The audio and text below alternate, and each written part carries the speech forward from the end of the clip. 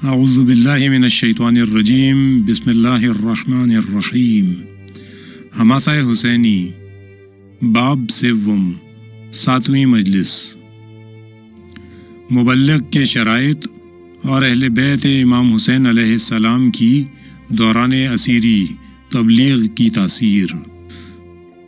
جو گفتگو باقی رہ گئی وہ دو باتوں کے متعلق تھی۔ ایک پیغام پہنچانے والے کی شرائط کے متعلق، جسے ہم نے تبلیغ پر اپنی مجموعی گفتگو میں پیام کی کامیابی کے 4 شرائط میں سے ایک شمار کیا تھا۔ ہم نے کہا تھا کہ پیام کی کامیابی کے لیے چند شرطیں ہوتی ہیں۔ پہلی شرط اس پیام کے مشمولات کی قوت اور قرآنی زبان میں حقانیت ہے۔ دوسری شرط پیام پہنچانے کا صحیح طریقہ اور اسلوب قائم کرنا ہے۔ تیسری شرط یہ ہے کہ قدرتی اور انسانی دونوں وسائل اور امکانات سے شریعت کے مطابق جائز طریقے سے فائدہ اٹھایا جائے اور افراط اور تفریط سے پرہیز کیا جائے۔ افراط کے معنی ہیں ان وسیلوں سے کام لینا جو شریعت کی روح سے ناجائز ہیں، جن کا لازمی نتیجہ الٹا نکلتا ہے، اور تفریط کے معنی ہے کاہلی یا سستی کرنا شرعاً جائز وسیلوں سے کام لینے میں، کیونکہ یہ بھی تبلیغی قوت میں کمی پیدا کرتا ہے۔ چوتھی بات جو باقی رہ گئی وہ پیام پہنچانے والے شخص کی لیاقت اور ذات ہے۔ اسی طرح تحریک حسینی کے تبلیغی عنصر کے مسئلے میں جو تبلیغ کی گفتگو سے جڑا ہوا تھا، اہل بیت علیہم السلام کی قید کے زمانے میں کربلا سے کوفہ تک، کوفہ سے شام تک، اور کوفہ اور شام میں، اور پھر ان کی آزادی کے زمانے میں جب وہ قیدی نہیں رہے تھے اور شام سے مدینہ بھیج دیے گئے تھے، ان کے تبلیغی اثرات کے کچھ حصے باقی رہ گئے تھے۔ اس لیے ضروری تھا کہ ہم اس کے بارے میں گفتگو کریں۔ یہ باقی رہ جانے والے دونوں حصے لازمی طور پر ایک دوسرے سے مربوط ہیں۔ مبلغ اور پیام رساں کی شرائط ایسا مسئلہ ہے جو میں صحیح نہیں سمجھ پاتا کہ کس وجہ سے ہمارے معاشرے میں بہت کم اہمیت رکھتا ہے۔ معاشرے میں بعض مسئلوں کی اہمیت قائم ہے، لیکن کچھ دوسرے مسئلوں کی حقیقی اہمیت خاص وجوہ کی بنا پر ختم ہو جاتی ہے۔ میں آپ کے سامنے ایک مثال پیش کرتا ہوں۔ ہمارے معاشرے کی ایک شان مفتی اور مرجع تقلید کا منصب ہے، جو ایک بلند روحانی مقام ہے۔ خوش قسمتی سے ہمارا سماج اس مقام کی حدود اور خصوصیت پہچانتا ہے۔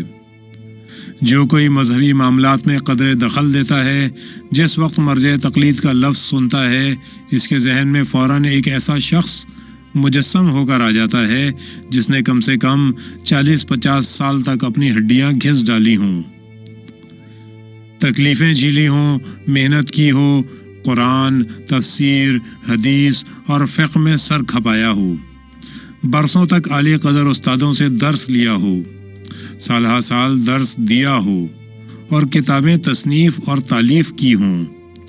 یہ صحیح ہے اور ایسا ہی ہونا بھی چاہیے، اور خدا نہ کرے کہ ذہنوں میں یہ مقام اس طرح گر جائے جس طرح تبلیغ اور مبلغ کا مقام گر گیا ہے۔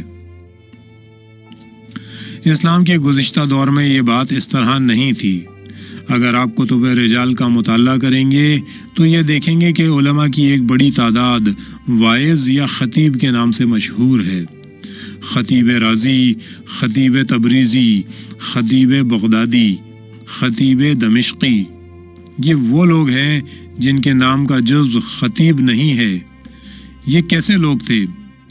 کیا یہ ایسے ہی ذاکر تھے جیسے ہم آج اپنے معاشرے میں پاتے ہیں؟ ان لوگوں میں سے جو خطیب کے نام سے مشہور تھے، ہر شخص علم کا سمندر تھا۔ مثلاً خطیب رازی، یہی مشہور و معروف امام فخر الدین رازی ہیں، جن کی صرف ایک کتاب تفسیر الکبیر جو 30 جلدوں پر مشتمل ہے اور بہت ضخیم ہے، مثلاً اس کو آخر میں 20 جلدوں پر پھیلا دیا ہے۔ یہ ایک تفسیر ہے جس کی بہت ساری خصوصیات اور امتیازات ہیں۔ یہ شخص طب، نجوم، فلسفہ، منطق، حدیث، فقہ، وعظ اور تقریر میں دخل رکھتا تھا، اور ایسا شخص تھا جس نے ابو علی سینا کے اشارات کی شرح لکھی ہے اور ابو علی سینا پر تنقید کی ہے۔ صرف خواجہ نصیر الدین طوسی ایسے صاحب علم تھے جو ابو علی سینا پر اس کے کیے ہوئے اعتراض کو رفع کر سکے ہیں۔ یہ صاحب تاریخ اسلام کے ایک زبردست واعظ اور مقرر گزرے ہیں۔ جو شخص خطیب بغدادی کے نام سے مشہور ہے وہ کتاب تاریخ بغداد کا مصنف ہے، جو اسلامی تاریخ کا ایک معتبر ماخذ ہے۔ اسے خطیب تبریزی بھی کہتے ہیں۔ وہ ایسا شخص ہے جس نے کتاب مطول لکھی ہے۔ یہ کتاب معانی، بیان اور بدیع کے علوم پر عربی ادبیات کی بنیادی کتابوں میں شمار ہوتی ہے۔ اسی طرح اور لوگ بھی ہیں، جیسے مرحوم علامہ مجلسی رضوان اللہ علیہ شیعوں کے بہت بڑے عالم ہیں اور اس کے ساتھ ساتھ واعظ اور خطیب بھی تھے۔ گزشتہ زمانے میں اسلام کے عالموں میں خطیب، مبلغ اور واعظ کا مقام، یعنی اس شخص کا مقام جو اسلام کا تعارف کراتا تھا، مرجع تقلید کے مقام کے برابر ہوتا تھا۔ یعنی جس طرح اگر آج کوئی یہ دعویٰ کرے کہ میں نے ایک رسالہ لکھا ہے اور میں مرجع تقلید ہوں، تو ناممکن ہے کہ آپ اس کی بات مانیں، بلکہ آپ پوچھیں گے کہ جناب آپ نے کب اور کس مجتہد سے تعلیم حاصل کی ہے؟ اور ان صاحب کی عمر ابھی 40 سال کی بھی نہیں ہے۔ پہلے ایک مبلغ کے بارے میں بھی لوگ اسی طرح محتاط ہوتے تھے۔ جو شخص 40 سال کی عمر میں دعویٰ کرتا ہے کہ میں مرجع تقلید ہوں، وہ نہیں جانتا کہ 40-50 سال تک تو تعلیم حاصل کرنا لازمی ہے، تب کہیں جا کر وہ اس درجے پر پہنچ پاتا ہے کہ لوگ اسے مجتہد، فقیہ، مفتی اور استنباط کے لائق اور شرعی احکام حاصل کرنے کا اہل سمجھ سکیں۔ مثلا لوگ اگر مرحوم آیت اللہ بروجردی کے بارے میں کہتے ہیں تو آپ مختصر طور پر اتنا تو ان کے بارے میں جانتے ہیں کہ انہوں نے کتنے سال تک محنت کی۔ تقریباً 30 سال کی عمر تک اصفہان میں رہے۔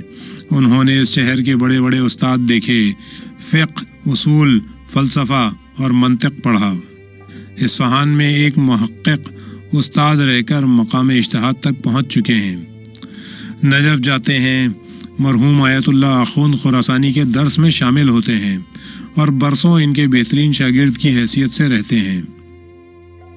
مرحوم آقا سید محمد باقر قزوینی قم کے ایک عالم تھے، بوڑھے تھے اور قم میں ہمارے قیام کے ابتدائی سالوں میں 30 سال پہلے انتقال فرما گئے تھے۔ وہ بیان کرتے تھے کہ ہم مرحوم اخوند خراسانی کے درس میں تھے۔ اخوند خراسانی ان استادوں میں سے تھے جن کی مثال اسلامی دنیا میں کم ملتی ہے۔ اول تو وہ اصول میں غیر معمولی ملا اور اس علم کے استادوں میں سے ہیں۔ دوسرے استادی کے فن میں بھی بے مثال تھے۔ بیان، تحقیق اور تقریر میں حیرت انگیز تھے۔ آپ کی کلاس میں جن 1200 لوگوں نے شرکت کی ہے، ان میں سے غالباً 500 مجتہد ہو چکے ہیں۔ کہتے ہیں کہ ان کی آواز اتنی بلند ہوتی تھی جو لاؤڈ اسپیکر کے بغیر ہی پوری مسجد میں گونج جاتی تھی۔ جب کوئی شاگرد اعتراض کرنا یا کچھ کہنا چاہتا تھا تو کھڑا ہو جاتا تھا تاکہ استاد تک اپنی بات پہنچا سکے۔ ایک بار یہی مرحوم آیت اللہ بروجردی جو اس وقت جوان تھے کھڑے ہو گئے۔ انہیں استاد کی بات پر کچھ اعتراض تھا۔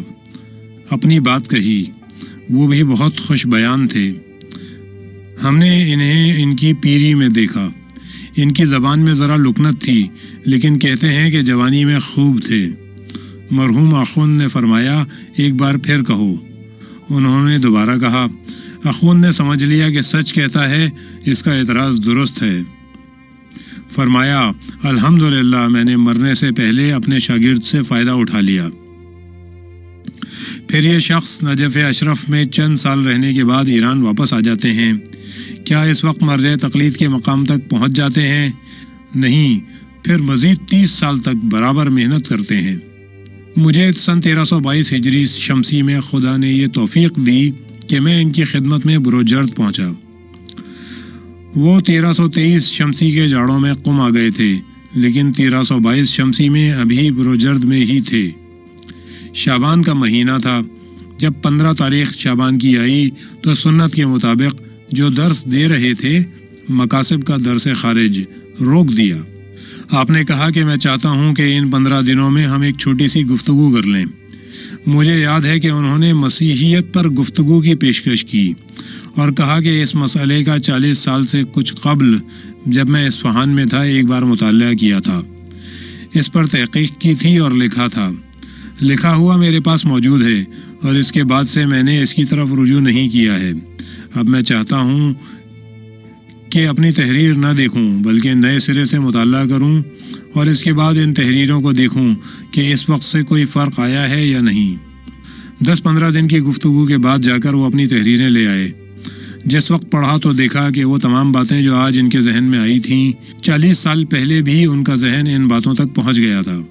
فرق صرف اس قدر تھا کہ اب ذہن زیادہ پختہ اور مستحکم ہو گیا تھا۔ اس وقت زیادہ اصول و قواعد کے ساتھ ہے اور اب اسلام کے متن سے زیادہ واقف ہے۔ انہوں نے کہا کہ تحقیق کے لحاظ سے کوئی فرق نہیں آیا ہے، ہمارا ذہن فقہ کی طرف زیادہ مائل ہو گیا ہے۔ اب آپ دیکھیے کہ یہ ایک مرجع تقلید کا مقام ہے اور ایسا ہی ہونا چاہیے، اور مجھے یہ خوف ہے کہ ہمارا معاشرہ اس بات کو فراموش نہ کر دے۔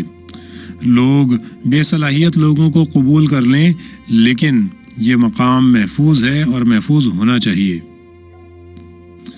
اگر میں یہ کہوں کہ اسلام کی تبلیغ کا عوام تک اسلام کا پیام پہنچانے کا، اسلام کا ایک مکتب کی صورت سے تعارف اور شناسائی کرانے کا مقام مرجع تقلید کے مقام سے کم نہیں ہے تو تعجب نہ کیجیے گا۔ مقام اسی سطح کا ہے، البتہ مرجع تقلید کے لیے جو باتیں ضروری ہیں وہ مبلغ کے لیے ضروری نہیں ہیں۔ لیکن ہمارا معاشرہ اس مسئلے پر جب پہنچتا ہے تو ہر بات فراموش کر دیتا ہے۔ آپ دیکھیے ہمارے معاشرے میں مبلغ ہونے کے لیے کتنے سرمایے کی ضرورت ہے، اور مبلغ کہاں سے بننا شروع ہوتا ہے۔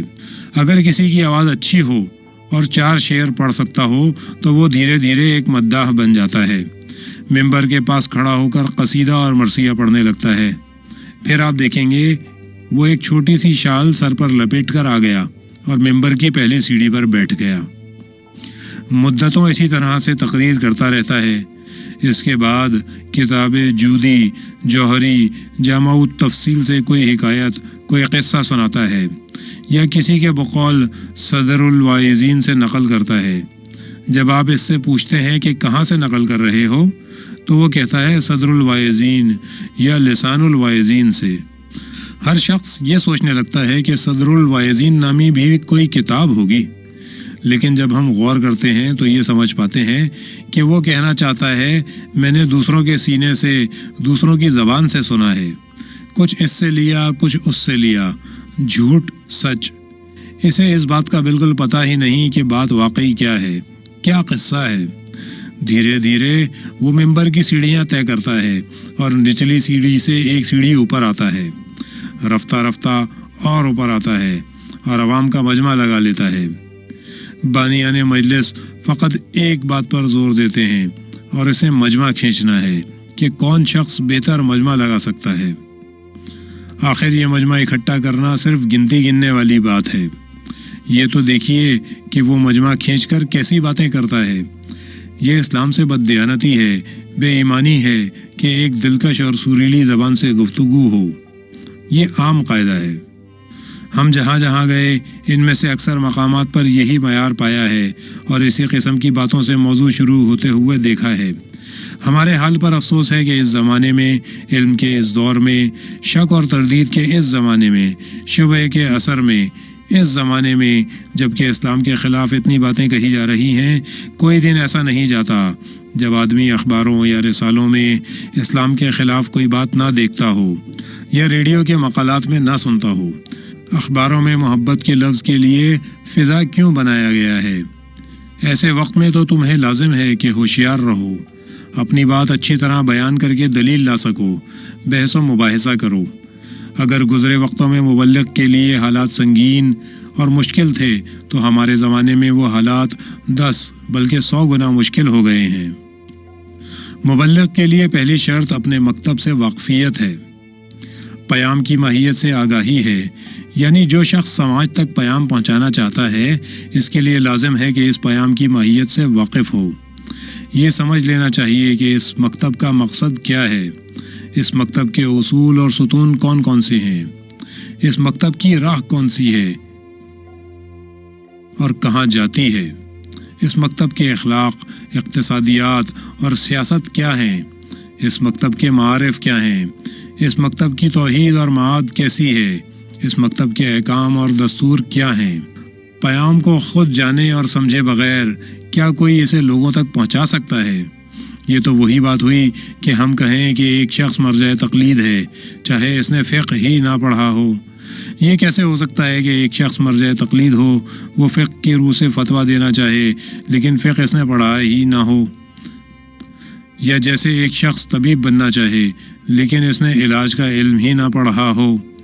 اس سے معلوم ہوتا ہے کہ مبلغ کے لیے کتنی وسیع علمی معلومات اور اسلام کی شناخت ایک مکتب کی صورت میں ضروری ہے۔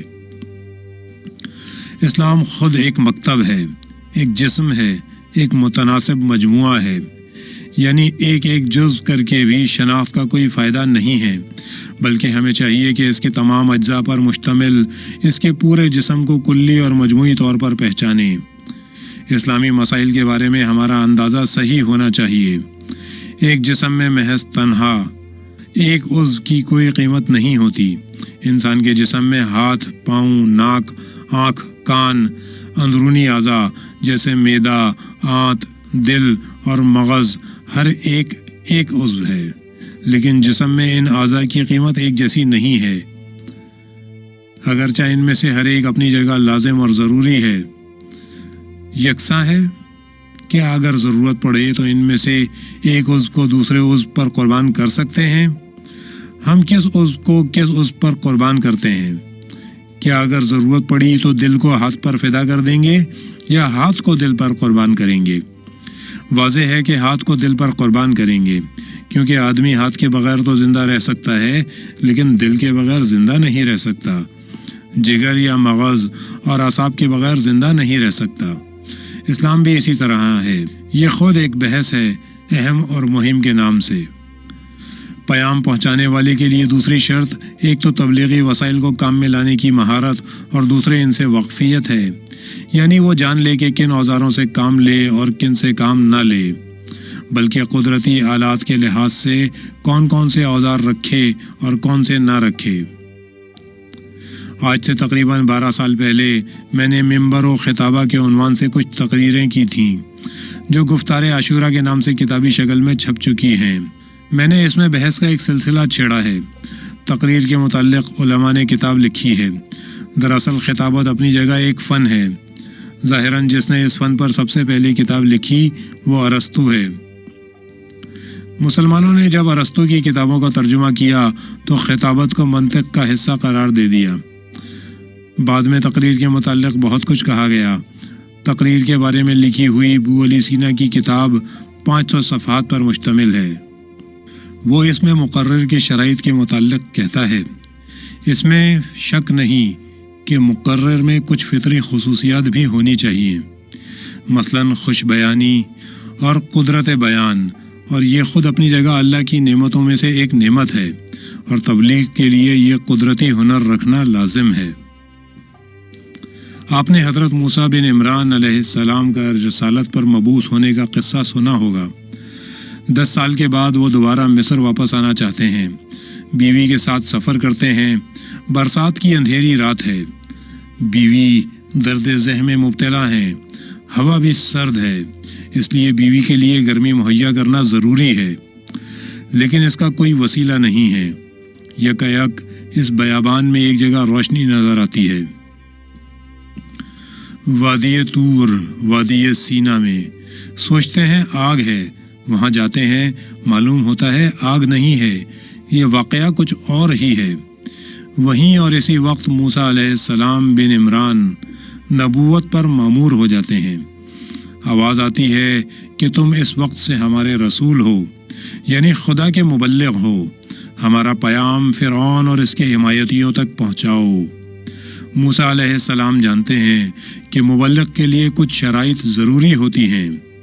وہ اپنی رسالت کو کافی نہیں سمجھتے، اللہ سے منت کرتے ہیں، اے خدا میرا حوصلہ بڑھا، میرا سینہ کھول دے تاکہ مجھے غصہ نہ آئے، میں ناراض نہ ہوں، میں عاجز نہ آؤں، مجھے دریا دل بنا دے، کیونکہ تبلیغ کا کام دریا دلی چاہتا ہے۔ اس بھاری ذمہ داری کو میرے لیے آسان بنا دے۔ دیکھیے ہم تبلیغ کا کام کتنا چھوٹا سمجھتے ہیں اور موسیٰ علیہ السلام بن عمران اسے کتنا بڑا شمار کرتے ہیں۔ پیغمبر اکرم صلی اللہ علیہ وآلہ وسلم سے تعلق رکھنے والی ایک بات اس موضوع کی تائید کرتی ہے۔ قرآن پیغمبر اکرم صلی اللہ علیہ وآلہ وسلم سے آپ کے منصب یعنی اسلام کی تبلیغ اور لوگوں کی ہدایت کے بارے میں فرماتا ہے، ہم عنقریب تمہارے کندھوں پر ایک بھاری بوجھ رکھنے والے ہیں۔ یہ ایسا بوجھ ہے جس کا بھاری پن پیغمبر صلی اللہ علیہ وآلہ وسلم کے کندھوں کو بھی محسوس ہوتا ہے، پیغمبر کے کندھوں پر بھی بھاری ہے، پھر ہم اپنے لیے کیا کہیں۔ حضرت موسیٰ علیہ السلام نے اپنا عریضہ جاری رکھتے ہوئے کہا، اے خدا میری زبان کی گرہ کھول دے، میری رکنت دور کر دے، مجھے خوش بیانی اور میرے بیان کو روانی عطا فرما، مجھے تقریر اور قوت کلام عطا فرما، مجھے سمجھانے کی قوت دے جس سے میں وہ حقیقت جس کی تو مجھے وحی فرمائے لوگوں تک پہنچاؤں اور لوگوں کی سمجھ میں آئے، میرے اور لوگوں کے درمیان ایک تعلق قائم کر دے جس سے لوگ تیری بات کو اس طرح مجھ سے سمجھیں جس طرح تو چاہتا ہے۔ یہ نہ ہو کہ میں ایک بات کہوں اور وہ اپنے آپ کوئی اور ہی بات سمجھ بیٹھیں، ایسا نہ ہو مجھے جو کچھ کہنا ہے میں اسے بیان نہ کر سکوں۔ بیان کرنے کی قوت ایک صلاحیت ہے، البتہ اس میں سے کچھ کسب کی جا سکتی ہے، لیکن قدرتی صلاحیتوں کو مشق اور کوشش سے قوت پہنچانا چاہیے۔ مثلاً ایک شخص میں ورزش کے کاموں کی کچھ صلاحیت تو ہوتی ہی ہے، پھر اس صلاحیت کی مشق اور تکرار سے ورزش تکمیل پا جاتی ہے۔ بہرحال خوش قسمتی سے یہ کہنا چاہیے کہ شیعی دنیا میں امام حسین علیہ السلام کی برکت سے بہت سے زوردار، جوشیلے اور اعلیٰ درجے کے مقرر اور خطیب خواہ بیان کی روح سے خواہ غیر بیان دونوں کے لحاظ سے پیدا ہوئے ہیں، اور الحمدللہ اب بھی ایسے لوگ موجود ہیں جو واقعی نطق اور سخنوری کے اعتبار سے ایک علامت ہیں۔ مجھے کوئی ایسا شخص یاد نہیں پڑتا جس کا میں نام لے سکوں، لیکن ایسے لوگ موجود ہیں، اور خدا کا شکر ہے کہ یہ وہ لوگ ہیں جنہوں نے محنت کی ہے، اور انصاف کی بات یہ ہے کہ جس حد تک حالات نے ان کا ساتھ دیا انہوں نے بہت زیادہ محنت کی ہے۔ حضرت موسیٰ علیہ السلام اپنی گفتگو جاری رکھتے ہوئے کہتے ہیں، میرا خیال ہے کہ میں تنہا تبلیغ کے کام اور لوگوں کی ہدایت سے عہدہ برا نہیں ہو سکوں گا، اس لیے اپنے ساتھ ایک مددگار چاہتا ہوں، لیکن میں بدنصیب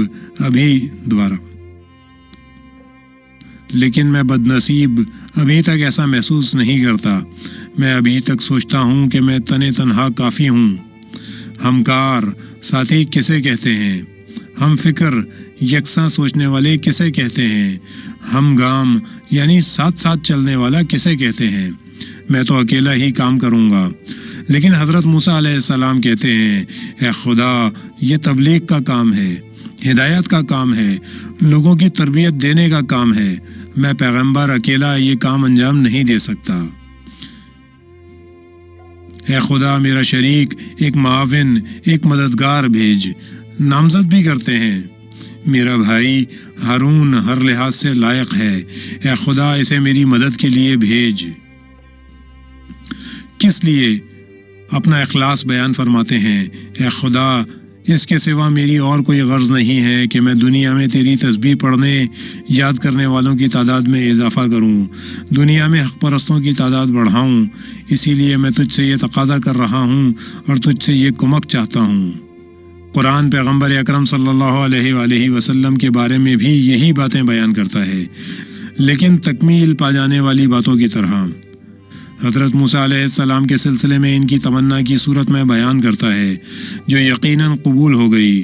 معلوم ہوتا ہے کہ خدا نے اسی ہدف، رسالت اور نصب العین کی خاطر حضرت موسیٰ علیہ السلام بن عمران کی انہی درخواستوں سے پیغمبر اکرم صلی اللہ علیہ وآلہ وسلم کی بھی تائید کی۔ فرماتا ہے، اے پیغمبر، اے ہمارے حبیب، کیا ہم نے تیرا سینہ کشادہ نہیں کیا؟ عربی میں کھلے سینے سے وسیع زندگی یا روح کا کنایا ہوتا ہے۔ کیا ہم نے تیری روح کو وسیع نہیں کر دیا؟ تجھے دریا دل نہیں بنا دیا؟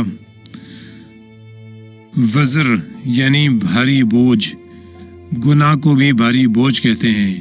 اس کی وجہ یہ ہے کہ حسنہ، نیکی، نیک کام کے برعکس جو انسان کے لیے پروں اور طاقت کا حکم رکھتی ہے، انسان کو اڑاتی اور طاقت بخشتی ہے، برعکس بوجھ ہوتا ہے اور انسان کو حرکت کرنے سے روکتا ہے۔ حضرت موسیٰ علیہ السلام نے کہا میرا کام آسان کر دے، یہاں قرآن کہتا ہے تمہارے کندھے سے بھاری بوجھ اٹھا لیا۔ یہ بہت عجیب ہے۔ انقذ کے معنی وضاحت کے لیے میں ایک مثال پیش کرتا ہوں۔ اگر کسی لکڑی کی چھت پر بہت سے لوگوں کا بھاری بوجھ ہو جسے سنبھالنے کے لیے اس چھت میں طاقت نہ ہو، تو ہم یکایک اپنے عوامی لفظ میں چھت سے چرچر کی آواز سنیں گے۔ عرب اس مقام پر کہتے ہیں انقذ، یعنی چھت کی لکڑیاں بول اٹھیں کہ اگر بوجھ ذرا سا بھی زیادہ ہوا تو چھت گر پڑے گی۔ قرآن فرماتا ہے اے پیغمبر، بھاری بوجھ سے تیری ریڑھ کی ہڈی ان لکڑیوں کی طرح چٹکنے لگی تھی، تیری کمر جھک رہی تھی، تیری پیٹھ ٹوٹ گئی تھی۔ بعد میں پیغمبر صلی اللہ علیہ وآلہ وسلم کو تسلی دیتا ہے، سختی سے نہ ڈر، سختی کے ساتھ سہولت ہے، اور پھر سہولت کے ساتھ سختی میں پائیداری ہوتی ہے۔ پھر تائید کرتا ہے اطمینان رکھ، سختی سے نہ ڈر، اس لیے کہ سختیوں کے ساتھ ساتھ سہولتیں بھی ہیں۔ جس وقت یہ آیت نازل ہوئی، پیغمبر اکرم صلی اللہ علیہ وآلہ وسلم کا چہرہ خوشی سے کھل اٹھا، چمکنے لگا اور سرخ ہو گیا۔ خدا کا وعدہ ہے، خدا نے کہہ دیا ہے کہ سختی سے نہ ڈر۔ دوبارہ مجھ سے کہا ہے سختی سے نہ ڈر۔ جب تو اس کام سے فرصت پالے، پھر اپنے آپ کو محنت کے کسی اور کام میں لگانا، کیونکہ سختی اور محنت سے تجھے کوئی نقصان نہیں پہنچتا ہے اور نہ پہنچے گا۔ اس کی تفسیر شیعہ یوں کرتے ہیں کہ ہم نے یہ بھاری بوجھ تیرے لیے حضرت علی علیہ السلام کے وسیلے سے ہلکا کر دیا۔ ہم نے حضرت علی علیہ السلام کو تیری مدد کے لیے بھیج دیا۔ شیعوں کو یہ کہنے کا حق ہے اور یہ صحیح بھی ہے، یعنی منطق کا یہی فیصلہ ہے۔ پیغمبر اکرم صلی اللہ علیہ وآلہ وسلم نے ایک حدیث میں، جسے شیعہ اور سنی دونوں نے بیان کیا ہے، جس میں تواتر ہے، جس سے سنی بھی انکار نہیں کر سکتے، کیونکہ اسے شیعوں سے زیادہ سنیوں نے بیان کیا ہے۔ حضرت علی علیہ السلام سے خطاب فرمایا، تمہیں مجھ سے وہی نسبت ہے جو ہارون کو موسیٰ سے تھی۔ فرق صرف اتنا ہے کہ ہارون پیغمبر تھے، لیکن چونکہ میرے بعد کوئی پیغمبر نہیں آئے گا، اس لیے تم میرے بعد پیغمبر نہیں ہوگے۔ یعنی جس طرح خدا نے حضرت موسیٰ علیہ السلام بن عمران کی درخواست منظور کی تھی اور ان کے پاس تبلیغ اور ہدایت کے کام میں شریک اور مددگار بھیج دیا تھا، اے علی، خدا نے تم کو میرے لیے مددگار اور معاون بنا کر بھیجا ہے۔ پیغمبر صلی اللہ علیہ وآلہ وسلم نے حضرت علی علیہ السلام سے خطاب فرمایا۔ وزیر کے معنی دراصل مددگار اور معاون کے ہیں۔ وزیر کو اس نام سے اس لیے پکارتے ہیں کہ وہ بادشاہوں کے مددگار ہوتے ہیں۔ دراصل وزیر کا لفظ کمک دینے والے کے معنی رکھتا ہے۔ یہ بات ہے جو پیغمبر اکرم صلی اللہ علیہ وآلہ وسلم نے حضرت علی علیہ السلام سے خطاب فرمایا کہ تم میرے وزیر یعنی میرے مددگار ہو، جس طرح ہارون موسیٰ علیہ السلام کے وزیر یعنی موسیٰ علیہ السلام کے مددگار تھے۔ دیکھیے حضرت موسیٰ علیہ السلام کی درخواستیں، جو کچھ پیغمبر اکرم صلی اللہ علیہ وآلہ وسلم کو پیش آیا ہے، اس پر 100% منطبق ہوتی ہیں۔ یعنی مطلب یہ ہے کہ حضرت علی علیہ السلام کو خلافت پر نسب بٹھا دے تو پھر یہ بات آیت قرآنی پر 100% مطابق ہو جاتی ہے۔ اس سب سے ہم کیا نتیجہ نکالیں؟ ہم یہ نتیجہ نکالتے ہیں کہ قرآن کی منطق میں تبلیغ کا کام، لوگوں کی ہدایت اور تربیت کا کام بہت دشوار کام ہے، جبکہ ہمارے معاشرے میں اتنا حقیر اور سبک سمجھا جاتا ہے۔ یہاں تک کہ جو دوسرے اہل علم و فضل ہیں، جنہیں کچھ علم اور معلومات حاصل ہے، انہیں ممبر پر جا کر تقریر کرنے سے شرم آتی ہے۔ وہ کہتے ہیں کہ فلاں شخص عالم ہے، اس کا یہ منصب اور مقام نہیں ہے کہ وہ تقریر اور تبلیغ کرے۔ قصور کس کا ہے؟ معاشرے کا قصور ہے۔ معاشرے نے تقریر کو اتنا گرا دیا ہے، ہر عالم کو اس سے شرم آتی ہے۔ وہ اسے اپنی توہین سمجھتا ہے کہ تبلیغ کا کام اپنے ذمے لے۔ اس وقت الحمدللہ ہمارے معاشرے میں ایسے لوگ موجود ہیں جو دو خوبیاں رکھتے ہیں، امام جماعت بھی ہیں اور خطیب بھی، جیسے جناب ڈاکٹر مفتح۔ لیکن ہمارے معاشرے میں پیش نماز کا مقام مبلغ کے مقام سے زیادہ اور بلند ہے۔ پیش نمازی کوئی ہنر نہیں ہے۔ کھڑا ہو جانا اور دوسروں کا اس کی پیروی کرنا یہ بھی کوئی ہنر نہیں ہے۔ چونکہ میں نے یہ دونوں کام کیے ہیں اس لیے میں کہتا ہوں، میں محراب میں کھڑا ہوا ہوں، میں نے پیش نمازی کی ہے، میں نے ممبروں پر جا کر تقریر کی ہے، میں نے تبلیغ کی ہے۔ میں نے ہمیشہ دیکھا اور محسوس کیا ہے کہ میں جب محراب میں ہوتا ہوں لوگوں کی نظر میں اس سے زیادہ محترم ہوتا ہوں جب میں ممبر پر تقریر کرتا ہوں۔ خدا جانتا ہے کہ یہ حقیقت ہے۔ رمضان کے مہینے میں ایک مسجد میں تقریر کرتا تھا اور دوسرے وقت پیش نمازی کرتا تھا۔ میں دیکھتا تھا کہ جس وقت میں نماز پڑھاتا تھا لوگوں کی نظر میں پہلے وقت کے مقابلے میں زیادہ بڑا اور محترم ہوتا تھا۔ اس وجہ سے میں سمجھتا تھا کہ یہ لوگ ایک بے ہنر کو ہنرمند پر ترجیح دیتے ہیں۔ ایسا کیوں ہے؟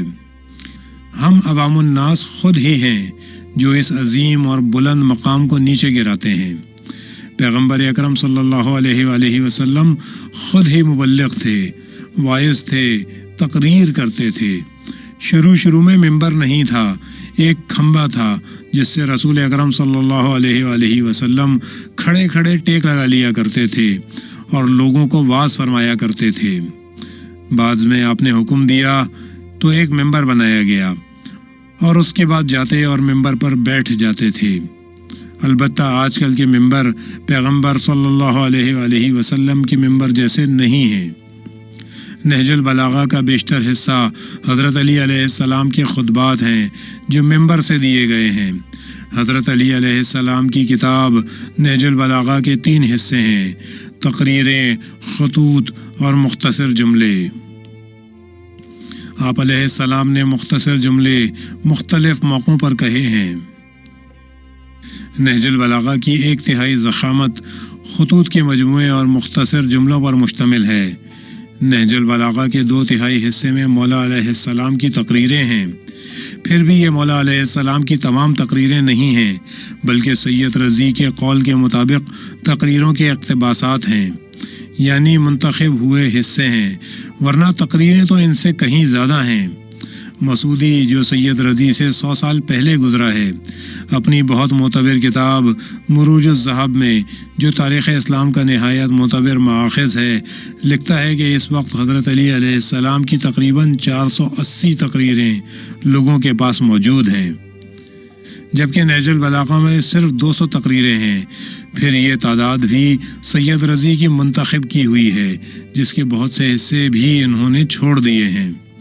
اس لحاظ سے حضرت علی علیہ السلام کی تقریریں غالباً موجودہ نہج البلاغہ کے خطبات سے 4 گنا ہوں گی۔ نہج البلاغہ کا زیادہ حصہ کیا ہے؟ وہی حضرت علی علیہ السلام کے خطبات۔ حضرت علی علیہ السلام نے جو خطبات دیے ہیں ان کو لکھ لیا گیا ہے اور وہ ہمارے لیے باقی رہ گئی ہے۔ یہ بات اسلام کی تبلیغ کے مقام کی بزرگی اور اہمیت کو واضح کرتی ہے، جبکہ ہمارے یہاں اسے کمتر اور حقیر سمجھا جاتا ہے۔ اس کا نتیجہ یہ ہوا کہ اسلام کا پیغام ہی نہیں پہنچتا۔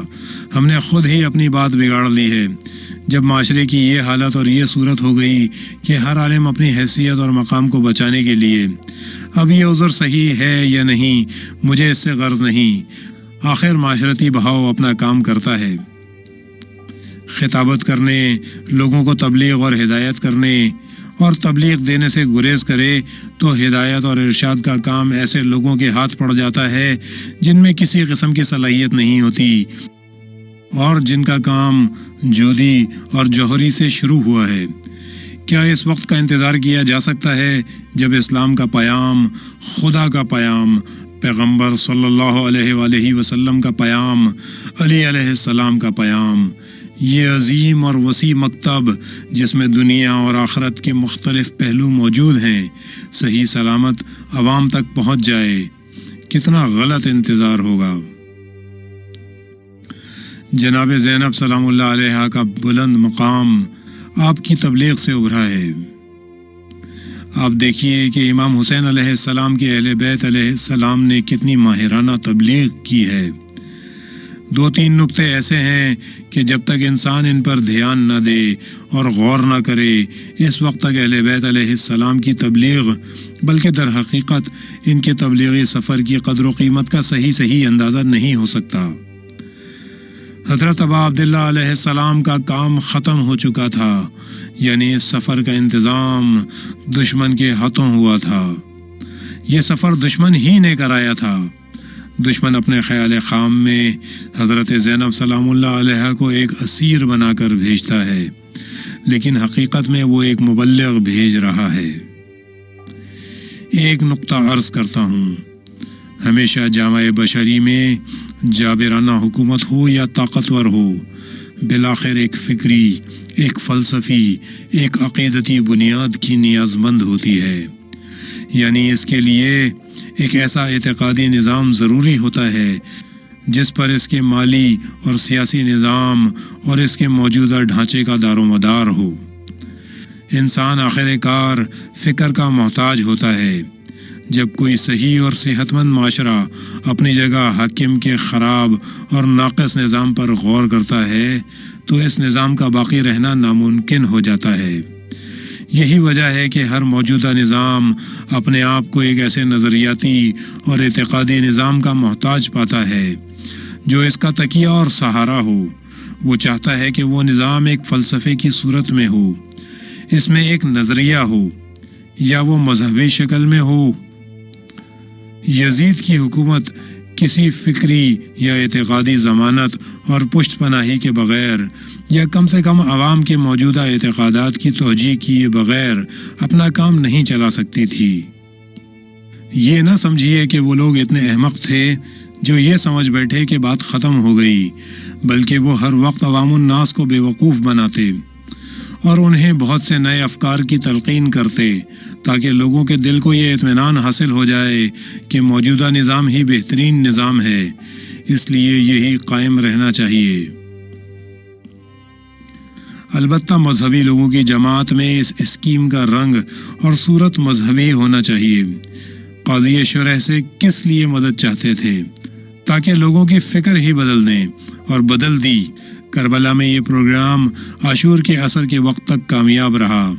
امام باقر علیہ السلام فرماتے ہیں کہ فرزند پیغمبر کے قتل کے لیے کربلا میں 30,000 آدمی جمع ہو گئے تھے، اور وہ سب کے سب قربتاً اللہ کی نیت سے آئے تھے۔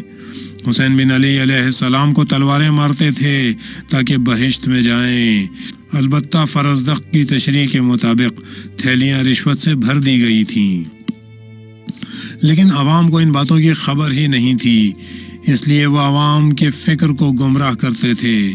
ابن زیاد کے پروگراموں کا یہ خاص بنیادی تصور تھا۔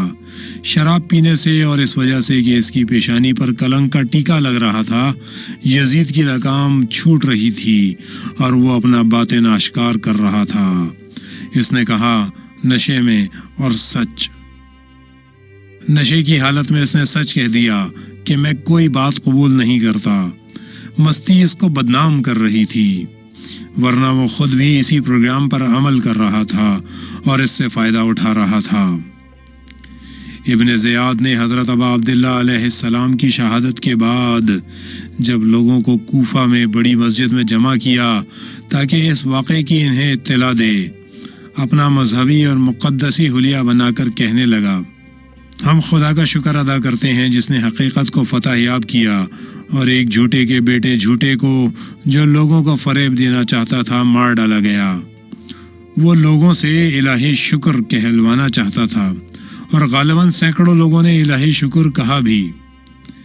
اگر ایک روشن ضمیر اندھا وہاں موجود نہ ہوتا تو وہ مجمع کو اچھی طرح دھوکہ دے چکا ہوتا۔ عبداللہ بن عفیف نامی ایک شخص، خدا اس پر رحمت نازل کرے، بعض اوقات کچھ لوگ جان کی بازی لگا جاتے ہیں، ایسے حالات میں کہ ایک دنیا ان کی قیمت ٹھہرتی ہے۔ دونوں آنکھوں سے اندھا تھا، ایک آنکھ جنگ جمل میں حضرت علی علیہ السلام کی رفاقت میں اور دوسری جنگ صفین میں حضرت علی علیہ السلام کی طرف سے لڑتے ہوئے کھو چکا تھا۔ چونکہ اندھا تھا اس لیے اس سے کوئی کام نہیں ہو سکتا تھا اور مجبوراً جہاد میں بھی شرکت نہیں کر سکتا تھا، غالباً عبادت میں مشغول رہتا تھا۔ اس دن بھی کوفے کی مسجد میں موجود تھا۔ جیسے ہی اس شخص نے یہ جملہ سنا اپنی جگہ کھڑا ہو گیا اور کہنے لگا، تو جھوٹا ہے اور تیرا باپ جھوٹا ہے۔ پھر وہ بولنے اور تقریر کرنے لگا۔ لوگ دوڑ پڑے اور اسے پکڑ لیا اور بعد میں قتل کر دیا، لیکن بالآخر اس نے پردہ چاک کر دیا اور بھانڈا پھوٹ ہی گیا۔ ابن زیاد سچ مچ دونوں معنوں میں حرام زادہ ہے، یعنی ایک نابکار شخص اور شیطان۔ غالباً ان معاشروں میں جہاں لوگ مذہبی خیالات رکھتے ہیں، جب ظالم حکومتیں اپنی حرکتوں اور مظالم کی توجیہ کرنا چاہتی ہیں تو وہ جبر اختیار کرتی ہیں، یعنی ہر بات کا ذمہ دار خدا کو بنا دیتی ہیں۔ خدا کا کرنا تھا جو ایسا ظلم ہوا، اگر اس کی مصلحت نہ ہوتی تو ایسا نہ ہوتا۔ خدا نے خود نہیں چاہا کہ ایسا ہو، یہ کہ جو کچھ ہے وہی ہے جو ہونا چاہیے، اور جو نہیں ہے وہ وہی ہے جو نہیں ہونا چاہیے تھا۔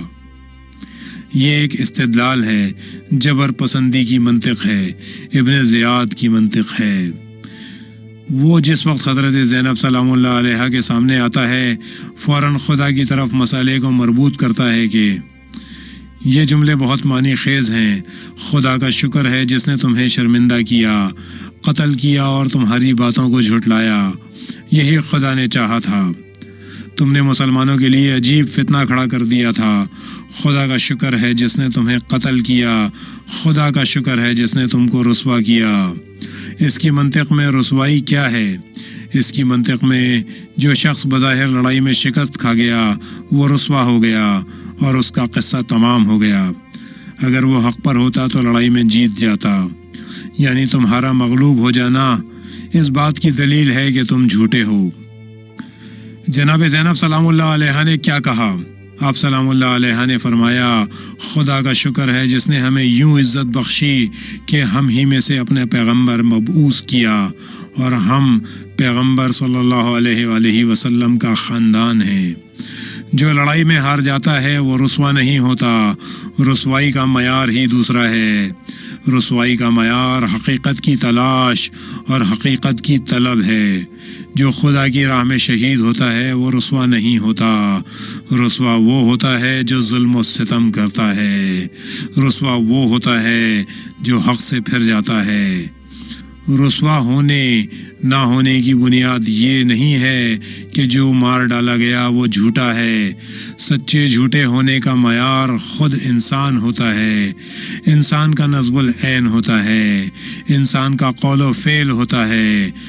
میرے حسین مار ڈالے گئے پھر بھی سچے کہلائے، زندہ رہتے تو بھی سچے کہلاتے۔ تو قتل ہو جائے تو بھی جھوٹا ہے، زندہ رہ جائے تب بھی جھوٹا رہے گا۔ پھر اس پر سخت حملہ کرتی ہیں۔ آپ سلام اللہ علیہ نے ایک ایسا جملہ فرمایا کہ ابن زیاد آگ بگولا ہو گیا۔ آپ سلام اللہ علیہ نے فرمایا، اے مرجانہ کے بیٹے، مرجانہ ابن زیاد کی ماں تھی، وہ نہیں چاہتا تھا کہ اس کی ماں کا نام لیا جائے کیونکہ اس کی ماں آوارہ اور بدنام عورت تھی۔ اے مرجانہ کے بیٹے، اے اس بدنام عورت کے بیٹے، رسوائی مرجانہ کے بیٹے کی ہونی چاہیے۔ اب ابن زیاد مجبور ہو گیا اور غصے میں ایسا بھر گیا کہ بولا، جلاد کو بلا کر کہو کہ اس عورت کی گردن اڑا دے۔ ایک شخص جو خارجی تھا اور مولا امیر المومنین علیہ السلام کا دشمن تھا، اس کے ساتھ ساتھ اچھا آدمی بھی نہیں تھا، وہ ابن زیاد کی اس مجلس میں ایک طرف بیٹھا ہوا تھا۔ جس وقت ابن زیاد نے کہا کہ جلاد کو بلاؤ، اس میں عربیت یعنی عرب کی غیرت جاگ اٹھی، کھڑا ہو گیا اور بولا، امیر تجھے کچھ ہوش ہے کہ تو ایک ایسی عورت سے بات کر رہا ہے جس نے کتنے ہی داغ اٹھائے ہیں اور صدمے جھیلے ہیں؟ تو ایک ایسی عورت سے بات کر رہا ہے جس نے کتنے ہی داغ اٹھائے ہیں اور صدمے جھیلے ہیں۔ تو اس عورت سے بات کر رہا ہے جس کے بھائی مارے گئے ہیں، جو اپنے عزیزوں اور پیاروں کو کھو بیٹھی ہے۔ یعنی اس کے سامنے امام زین العابدین علیہ السلام کو پیش کیا گیا۔ وہ فرعون کی طرح چیخا۔ پھر جبر پسندی کی منطق دیکھیے، تو کون ہے؟ آپ علیہ السلام نے جواب دیا، میں علی ابن حسین ہوں۔ کیا علی بن حسین علیہ السلام کو خدا نے کربلا میں مار نہیں ڈالا؟ اب پھر ہر بات خدا پر ڈالی جا رہی ہے تاکہ معلوم ہو کہ یہ لوگ حق پر ہیں۔ آپ علیہ السلام نے فرمایا، اس میں شک نہیں کہ ہر ایک کی روح کو قبض کرنا خدا کے ہاتھ میں ہے، لیکن اس کو لوگوں نے مار ڈالا۔ وہ پھر بولا، علی و علی کا کیا مطلب ہے؟ کیا تمہارے باپ نے اپنے سب لڑکوں کا نام علی ہی رکھا تھا؟ تمہارا نام بھی علی رکھا؟ کوئی دوسرا نام نہیں تھا جو رکھتے؟ آپ علیہ السلام نے جواب دیا، میرے والد کو اپنے والد سے بہت محبت تھی، انہیں یہ اچھا لگا کہ اپنے بیٹوں کا نام اپنے والد کے نام پر رکھیں، یعنی یہ تو ہے جو اپنے باپ زیاد سے شرماتا ہوگا۔ ابن زیاد یہ امید کرتا تھا کہ امام زین العابدین علیہ السلام بالکل نہیں بولیں گے۔ اس کے خیال سے کسی قیدی کو کچھ نہیں بولنا چاہیے تھا۔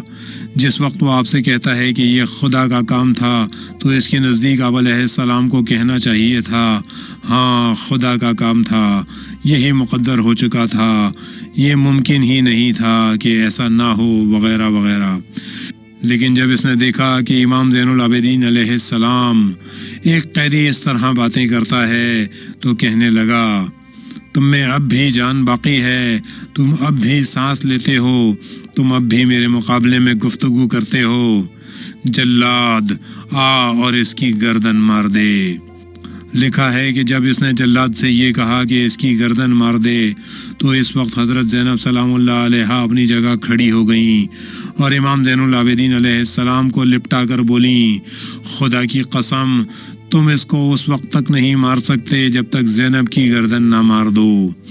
لکھا ہے کہ ابن زیاد کچھ دیر تک ان دونوں کو دیکھتا رہا، پھر کہنے لگا، خدا کی قسم میں یہ دیکھتا ہوں کہ اگر اس وقت اس جوان کو مارنا چاہوں تو پہلے مجھے اس عورت کو مارنا پڑے گا۔